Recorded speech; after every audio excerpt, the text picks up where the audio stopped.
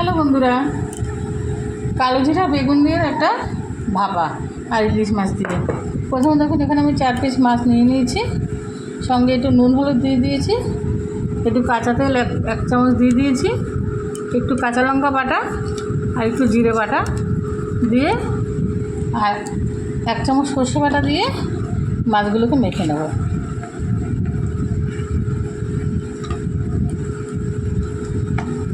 মেখে দেখুন বড় বড় করে বেগুন কেটে রেখেছি, এই বেগুনটা দিয়েও মাছটাকে আমি ভালো করে ম্যারিনেট করে নেব।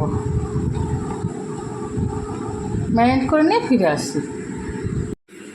এরকম বন্ধুরা ভালো করে ম্যারিনেট করে নিয়েছি বেগুন দিয়ে আর মাছ দিয়ে, সর্ষে জিরে একটু কাঁচা লঙ্কা বাটা দিয়ে।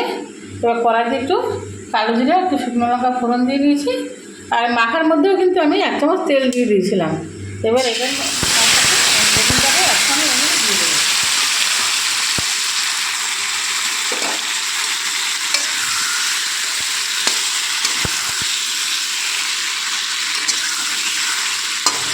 একটু কষেই নিচ্ছি, কষানো হয়ে যায় তারপরে ফিরে আসবে। এরকম বন্ধুরা মশলার গা থেকে তেল ছেড়ে দিয়েছে, মানে মাছের গা থেকে। এবার আমি এর মধ্যে সামান্য একটু জল দিয়ে দিলাম।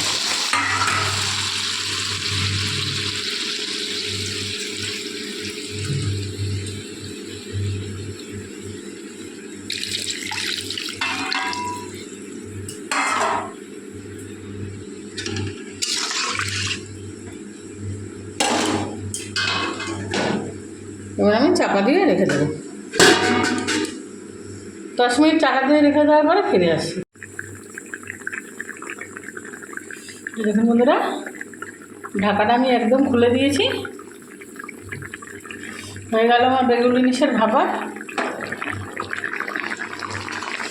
এবার একটা পাত্রে নামিয়ে নেব। ভিডিওটি কেমন লেগেছে কমেন্ট করে জানাবেন।